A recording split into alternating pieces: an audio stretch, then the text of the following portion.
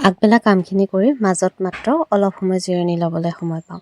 তাৰপিছতে পিছবেলা মোৰ দোকানৰ কাম আৰম্ভ হয় আৰু এতিয়া পিছবেলা দোকানৰ কাম আৰম্ভ কৰিছোঁ।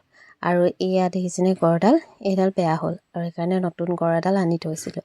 আজি বোলো সেই নতুন গড়ডালে অপেনিং কৰোঁ আৰু সেইবাবে পুৰণা গড়ডাল অঁতৰাই মেলি লৈছোঁ। আনৰ চকুত এই দোকানখনো একেবাৰে সৰু হ'ব পাৰে, এই কামটো আনৰ চকুত তেনেই নগণ্য হ'ব পাৰে, কিন্তু মোৰ বাবে এই কামটো সদায় বহুত বেছি ডাঙৰ। কাৰণ এইখিনিৰ পৰা মই কি পাইছোঁ সেইখিনি হয়তো আনে বুজিব নোৱাৰে।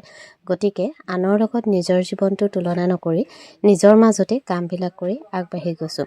যিমানে আনৰ লগত নিজক তুলনা কৰিম সিমানে পিছ পৰি ৰ'ম, হতাশত ভুগিম। গতিকে সেইটো নকৰি নিজৰ কামখিনি নিয়াৰিকৈ নিজে কৰি যাবলৈ প্ৰত্যেক দিনে চেষ্টা কৰিছোঁ।